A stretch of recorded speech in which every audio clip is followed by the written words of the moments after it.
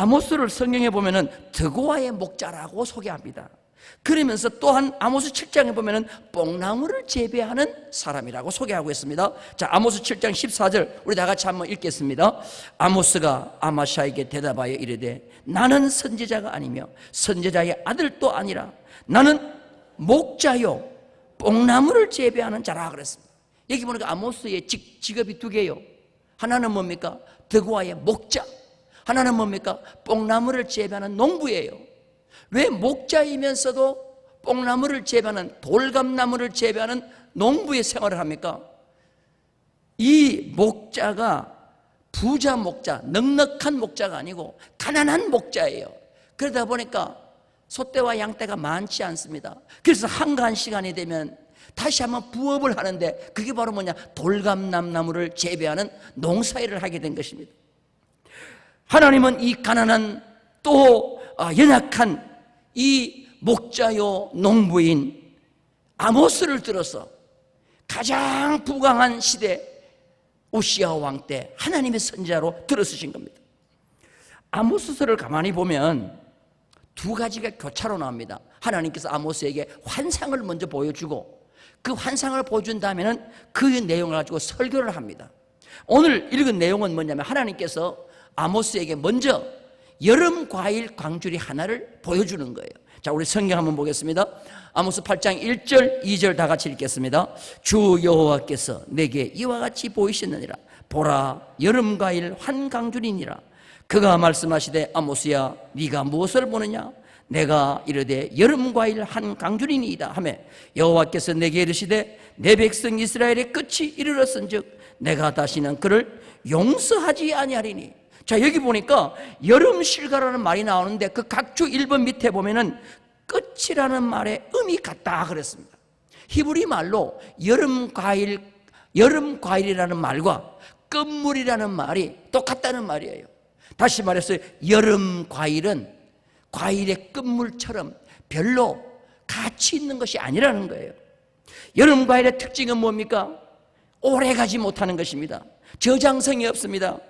대표적인 여름 과일, 우리 통영 지역에 많이 나는 게 뭐가 있어요? 무화과. 이 무화과는 따가지고 어떻게 돼요? 바로 먹어야 돼요? 아니면 저장할 수 있어요? 하여튼 싱싱할 때 먹는 게 좋아요. 여름 과일 광주리 오래 가지 않습니다. 이와 마찬가지로 이제 장차 이스라엘은 여름 과일처럼 오래 가지 못한다는 거예요. 그리고 끝물이라는 겁니다. 농사를 지어보면 압니다. 곡식이나 과일의 끝물은 형편없습니다. 상품 가치가 없습니다. 다시 말해서 이스라엘은 가치가 없이 형편없이 오래가지 못한다는 겁니다. 이것을 아모스에게 여름 과일 강주리 하나를 보여주는 거예요. 그리고 난 뒤에 왜 이 여름 과일 광주리가 오게 됐는가? 이 여름 과일 광주리처럼 이스라엘 앞으로 어떻게 되는가? 그것을 설교를 통하여 말씀해 주고 있습니다. 이스라엘이 여름 과일 한강주리처럼 된다는 그 의미는 첫 번째로 기쁨이 슬픔으로 바뀐다는 말이에요. 자, 우리 성경 한번 다시 봅니다. 아모스 8장 3절입니다. 다 같이 읽겠습니다. 아모스 8장 3절 시작. 그날에 궁전의 노래가 애곡으로 변할 것이며 곳곳에 시체가 많아서 사람이 잠잠히 그 시체들을 내어버리리라. 주 여호와의 말씀이니라. 그때 북이스라엘 왕이 여로보암 2세입니다. 북이스라엘을 최고로 부강하게 만든 솔로몬 왕국으로 만든 왕이 여로보암 2세입니다. 그 여로보암 왕궁에서는 날마다 가무가 일어나고 기름진 음식이 있고 궁전에 노래가 있었습니다. 그런데 그 궁전의 노래도 궁전의 기쁨도 여름 과일처럼 된다는 거예요. 오래 갈 수가 없다는 거예요. 여로보암은 영광이 영원히 갈 줄 알았습니다. 오래 갈 줄 알았습니다. 그런데 결론적으로 말씀을 드립니다. 아모스 선지자에게 여름 과일 한강줄이 보여주고 난 뒤에 30년 뒤에, 멀리 가지 않습니다. 50년도 가지 않습니다. 30년 뒤에 북쪽 이스라엘은 아수르라는 나라에 멸망하고 맙니다. 여름 과일 강주리처럼, 여름 과일 한강주리처럼 된 것입니다. 유명한 투자가 워렌 버핏은 이런 얘기를 했습니다. 우리 다 같이 한번 보겠습니다. 시작. 명성을 쌓는 데는 20년이 걸린다. 그러나 무너뜨리는 데는 5분도 안 걸린다. 우리는 이 말씀을 꼭 기억하셔야 됩니다. 오늘날 많은 사람들이 하나님이 주신 축복으로 높은 명성을 쌓습니다. 그런데 하루아침에 그것을 다 무너뜨립니다. 역사는 이러한 사실을 많은 사람들을 통하여 우리에게 보여주고 증명하고 있습니다. 그래서 위대한 사람들은 그 시대에 영적 마인드가 있어야 합니다. 그래서 잘되고 번성할수록 교만하지 않고 하나님을 더욱더 의지하는 자가 돼야 될 줄로 믿습니다. 사람들이 얼마나 많이 죽었는지 잠잠하게 시체를 치웠다 그랬어요. 자, 3절 한번 하반절을 볼까요? 다 같이 읽겠습니다. 시작. 곳곳에 시체가 많아서 사람이 잠잠히 그 시체들을 내어버리리라. 주 여호와의 말씀이니라. 한두 사람이 죽어야 울지요. 산더미처럼 시체가 쌓여있으면 치우느라고 바빠서 울 겨를 또 없는 거예요. 사람이 죽었는데 왜 울지 않습니까? 슬픔보다는 하나님의 징벌이 두렵고 하나님의 징벌이 마땅하고 하나님의 공의 앞에 어떻게 사람이 울 수가 있어요? 그래서 사람들이 다 눈물을 흘리지 못합니다. 그리고 잠잠하게 시체를 치웠다 그랬어요. 그러면서 4절부터 설교가 시작됩니다. 들으라 쉐마라는 말로 설교를 시작합니다. 자, 4절 말씀 다 같이 한번 읽겠습니다. 시작. 가난한 자를 삼키며 땅에 힘없는 자를 망하게 하려는 자들아, 이 말을 들으라. 여기 보니까 가난한 자를 삼켰다, 땅에 힘없는 자를 망하게 했다 그랬어요.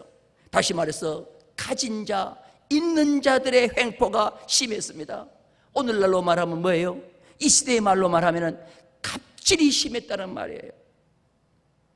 있는 자들이 가난한 자를 삼키고 힘없는 자를 망하게 했다는 것입니다. 자, 비슷한 말씀이 6절에도 있습니다. 6절 우리 다 같이 한번 읽겠습니다. 은으로 힘없는 자를 사며 신 한 켤레로 가난한 자를 사며 찌꺼기 밀을 팔자 하는도다. 또한 6절 말씀도 볼까요? 아모스 2장 6절 또 비슷한 내용의 말씀이 있습니다. 시작. 여호와께서 이와 같이 말씀하시되 이스라엘의 서너 가지 죄로 말미암아 내가 그 벌을 돌이키지 아니하리니 이는 그들이 은을 받고 의인을 팔며 신 한 켤레를 받고 가난한 자를 팔며, 여기 은을 받고 의인을 팔았다는 말은 뭐냐면 재판할 때에 판사가 은을 받고 죄인을 의인되게 만들고 의인을 죄인되게 만들었다는 말이에요. 신 한 켤레로 가난한 자를 팔았다는 말은 신 한 켤레 빚진 자에게 그 빚 갚지 않는다고 빚 갚을 자를 종으로 그 가정에 가게 만들었다는 말이에요. 오늘날로 말하면 무슨 말입니까? 가난한 자가 억울해서 재판받을 때 외치는 말이 뭐예요? 유전, 무죄, 무전, 유죄. 여러분, 오늘날 재판받을 때 돈 없으면 지는 거예요. 아무리 나쁜 일을 해도 돈이 있으면 가벼워지는 거예요. 이게 우시아 왕 때 똑같이 일어났다는 것입니다. 다 그런 것은 아니지만 돈 없으면 재판도 못해요. 돈이 재판을 이기기도 하고 돈 없으면 재판에 지기기도 합니다. 오늘날에 부패 근절이라는 말을 얼마나 많이 외치고 있습니까? 그런데 뉴스를 들어보면 계속 나오는 말이 뭐예요? 힘있고 돈 있는 자들의 행포가 날마다 늘어가는 것입니다. 이 시대가 어떻게 보면 우시아 왕 시대와 너무나도 동일한 거예요. 여로보암 2세 시대와 너무나도 동일한 거예요. 성경은 절대로 가난한 자를 절대로 외면하지 말라고 보호하라고 말씀하고 있습니다. 자, 신명기 14장 29절 볼까요? 다 같이 읽겠습니다. 시작. 너희 중에 분깃이나 기업이 없는 레위인가 내 성중에 거류하는 객과 및 고아와 가부들이 와서 먹고 배부르게 하라. 그리하면 내 하나님 여호와께서 내 손으로 하는 범사에 내게 복을 주시리라. 이게 하나님 나라의 정신이요 제사장 국가의 정신인 줄로 믿습니다. 그래서 우리 주변에 가난한 자 절대로 우리는 업신여겨서는 안 됩니다. 세계 기독교 역사를 가장 먹칠한 사건이 십자군 전쟁입니다. 저는 이 십자군 전쟁을 참 몇 번 읽어봤어요. 읽어보면 너무너무 참 부끄러워요. 성지 예루살렘이 이슬람에 의해서 점령당합니다. 그러니까 교황 우르반 2세가 예루살렘을 이스라엘에 내어준 것은 기독교의 지옥이라고 하면서 예루살렘을 다시 찾아야 한다는, 성지를 탈환해야 한다는 목적으로 전쟁을 선포하면서 이 전쟁은 성전이라고 선포합니다. 그리고 십자군을 모았는데 그때 유럽이 봉건사회입니다. 봉건사회는 노예와 종들이 많았습니다. 가진 자들이 자기 집에 있는 노예와 종들에게 십자군에게 가도록 건면합니다. 갔다 오면 첫 번째 주는 혜택이 뭐냐? 신분을 종에서 평인으로 세탁해 준다는 거예요. 그러니까 노예와 종들이요 서로 그 십자군 전쟁에 갔다 와서 자유인이 되려고 합니다. 그래서 그들이 전쟁에 참여하게 됩니다. 그리고 그 전쟁에 가서 순교하면, 죽으면 순교하고 바로 천국 간다고 그렇게 얘기했습니다. 이렇게 종살이 할 바에는 천국 가자고 많은 노예들이 그 참가하게 된 거예요. 그리고 그들을 속입니다. 어떻게 속이느냐 하면 동양에 가면, 이스라엘에 가면은 미인들이 많다는 거예요. 그리고 금은보화가 많다는 거예요. 미인들 다 너 것이 되고 금은보화가 다 너 것이 된다고 하니까 이 노예와 종들이 그 아름다운 여인이 있고 금은보화 있다고 하니까 서로 다투어서 가는 거예요. 그래서 이 십자군은 드디어 1099년 6월에 예루살렘에 도착해서 보이는 대로 이슬람을 학살하기 시작합니다. 남녀노소를 막론하고 살인하고 그냥 약탈하고 여자를 겁탈하고 그리고 죽입니다. 온 예루살렘 성에 시체가 산을 이루었습니다. 그런데 이상한 소문이 돕니다. 아무리 찾아도 금은보화가 안 나옵니다. 그때 돈 소문이 뭐냐? 이 이슬람 사람들이 금은보화를 빼앗기지 않기 위해서 다 먹었다는 소문이 들립니다. 그러니까 이 십자군들이 죽은 시체에 배를 가르기 시작합니다. 그리고 거기서 금은보화를 찾아냅니다. 근데 다 갈라봐도 금은보화가 나오지 않는 거예요. 이게 얼마나 잔인한 것입니까? 예루살렘의 십자군이 가서 이런 정말 하나님이 보시는 앞에서 부끄러운 짓을 했습니다. 그래서 그 뒤로 계속해서 십자군을 보냅니다. 그러나 그 모든 십자군은 다 실패하고 맙니다. 성경에 뭐라고 했습니까? 예수님께서 뭐라고 말씀하셨습니까? 검을 쓰는 자는 검으로 어떻게 한다 그러세요? 망한다. 이게 성경의 원리요, 주님이 가르쳐 주신 겁니다.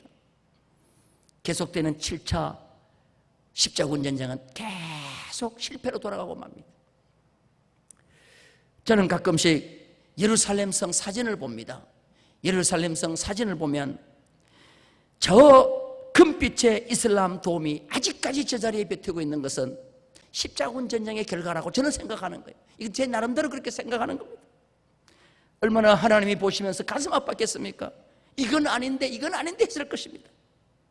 십자군은 탐욕이라는 더러운 것을 성전이라고 하는 가장 화려한 포장지로 포장한 사건이 바로 십자군 전쟁인 것입니다.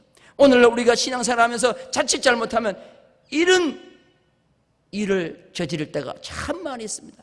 겉은 아름답게 포장하면서 속은 자기 욕심 채우려고 할 때가 많습니다. 이것이 바로 뭐냐 하면 우시야 왕 때, 여로보암 왕 때 일어난 이스라엘과 유다의 정황이었습니다. 아모스는 계속해서 이스라엘의 죄악상을 말합니다. 8장 5절 말씀 한번 다 같이 읽겠습니다. 시작. 너희가 이르기를 월삭이 언제 지나서 우리가 곡식을 팔며 안식일이 언제 지나서 우리가 밀을 내게 할고 에바를 작게 하고 세계를 크게 하여 거짓 저울로 속이며 축복의 시대를 살면서 물질이 하나님보다 우선이 절대로 되면 되지 않습니다. 월삭과 안식일은 노동을 금하고 하나님 앞에 예배드리는 날 아닙니까? 그런데 이 날이 어수속히 지나기를 원하는 거예요. 언제 월삭과 안식일이 끝날까? 왜? 빨리 이거 끝나야 나가서 돈을 번단 말이에요. 어떤 사람들은 그런 얘기를 합니다. 왜 주일이 이렇게 빨리 오느냐고도 얘기합니다. 왜 예배가 이렇게 빨리 끝나지 않느냐고 얘기합니다. 왜? 빨리 가서 뭐 벌어야 돼요? 돈을 벌어야 되기 때문에. 여러분들, 예배 드리면서 타임 이즈 골드, 시간은 금이다, 이런 얘기하면 안 되는 거예요. 우리는 하나님 앞에 예배 드린다고 하면 그 예배가 가장 중요한 시간인 줄로 믿습니다. 그런데 오늘날 많은 사람들이 물질이 풍부해지고 잘 살면 잘 살수록 주일 예배는 액세서리가 되고 장사하는 것이 주가 되고 소득 올리는 것에 집중되어 있다 보니까 예배가 액세서리가 되는 거예요. 이거는 아모스 시대와 똑같은 것입니다.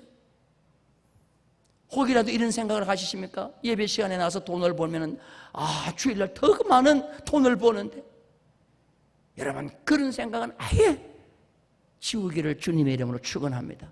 하나님 앞에 예배 드리는 시간이 가장 소중합니다.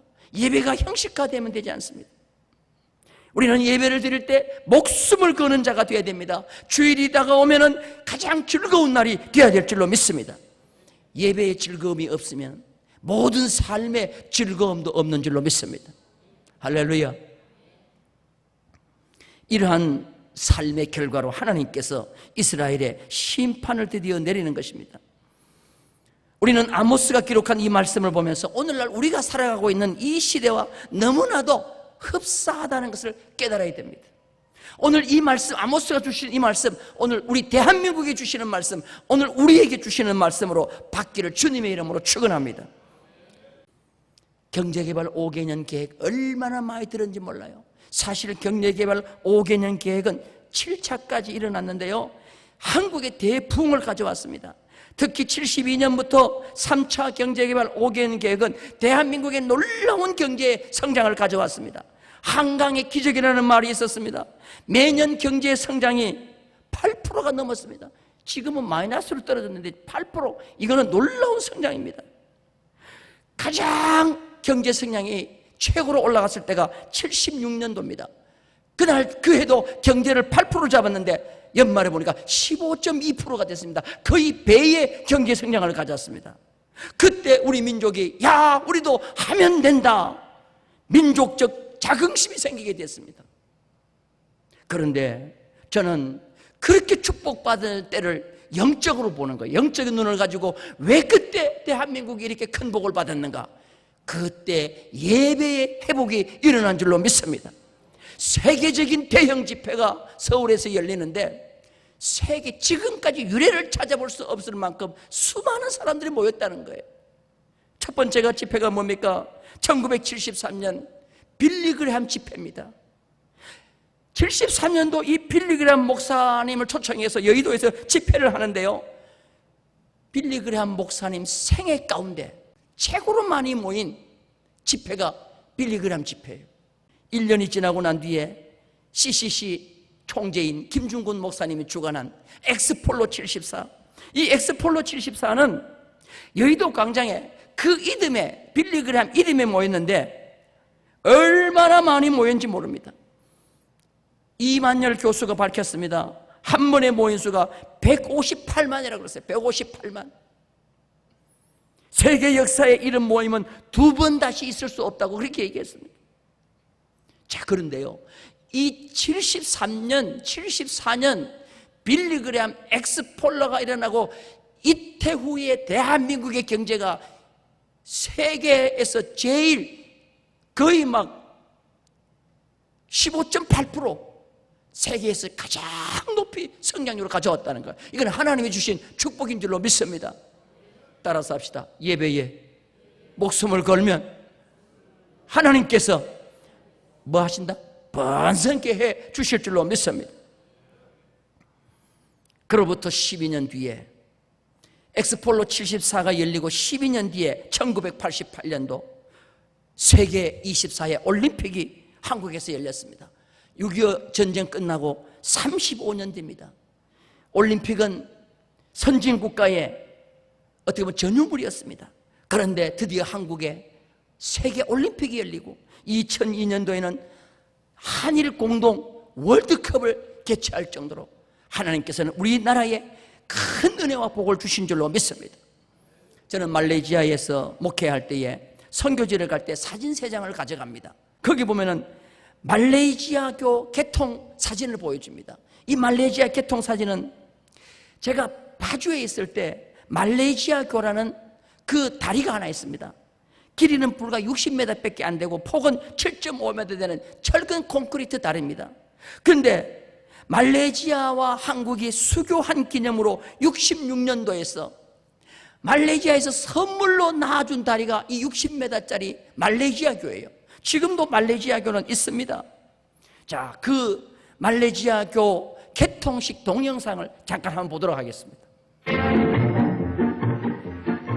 경기도 파주군 등원리에 말레이시아 교가 준공되어 지난 19일 개통되었습니다.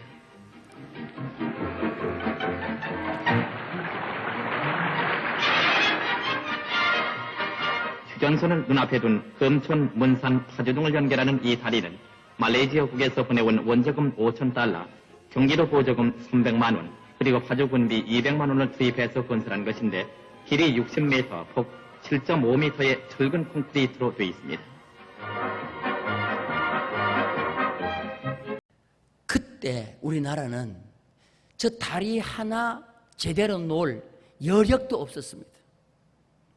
그런데 놀라운 것은 말레이시아에서 말레이시아교를 하나 놓고 난 뒤에 20년이 되지 않고 19년 될 때입니다. 19년 될 때 동양에서 세계에서 동양에서 제일 긴 다리였습니다. 그때 그게 페낭대교인데 그 페낭대교를 한국의 건설회사인 현대건설에서 저 다리를 놨다는 사실이에요. 이거는 놀라운 축복이 아닐 수 없습니다. 85년도에 저 다리를 놓는데 세계에서 그때 세 번째 긴 다리였다고 합니다. 14.5km. 말레이시아는 우리나라에 60m를 놔줬는데 우리는 14.5km입니다. 제가 계산을 해보니까 240배. 저 공법은 보통 공법이 아닙니다. 호주, 독일, 프랑스, 일본이 경쟁했는데 마지막에 프랑스와 한국 현대건설이 선정이 됐습니다. 그런데 낙찰을 누가 받았느냐? 한국에서 받았습니다. 왜 받았느냐? 프랑스는 4년, 공정이 4년인데 우리는 뭐예요? 3년 만에 놓겠다는 거예요. 한국의 공법 가운데 세계가 놀라는 공법이 있죠. 뭐 건축을 하든지 건설을 하든지 다리를 놓든지 뭘 할 때 한국이 세계를 놀래게 하는 공법이 무슨 공법이요? 한번 따라서 빨리빨리 공법. 이 빨리빨리 공법은 뭐 어디를 가도 통합니다. 식당에 가도 빨리빨리 주세요. 외국 사람은 빨리빨리 메뉴가 있는 줄 알아요. 66년도에 60m 다리를 우리나라에 놓아준 말레이시아에 19년 뒤에 14.5km, 그것도 바다 위에 물살을 쐬고 깊은 바다에 우리나라 기업이 가서 다리를 놔줬다는 거예요. 그걸 보여주면 말레이시아 원주민들이 깜짝 놀라는 거예요. 그런데 더 놀랄 준비를 하라고 난 뒤에 그 다음에 보여주는 게 뭐냐면은 세계에서 그때 당시에 제일 높은 쌍둥이 빌딩 사진을 보여주는 거예요. 이 쌍둥이 빌딩도 높이가 451.9m입니다. 63 빌딩의 거의 2배 정도 높이에요. 그때 당시에 세계 제일 높았습니다. 이걸 98년도에 완공을 하는데 한국의 삼성과 일본의 하자마 건설이 똑같이 하나씩 맡아서 공사를 하는 겁니다. 공사를 하는데 늦게 시작한 한국이 일본을 앞질러가지고 먼저 뭐예요? 완공을 시킨 거예요. 할렐루야. 전쟁이 끝나고 45년 만에 바닥에서 출발한 대한민국이 세계에서 제일 가는 건축 기술력을 확보해서 가장 높은 쌍둥이 빌딩을 한국이 놨다는 거예요.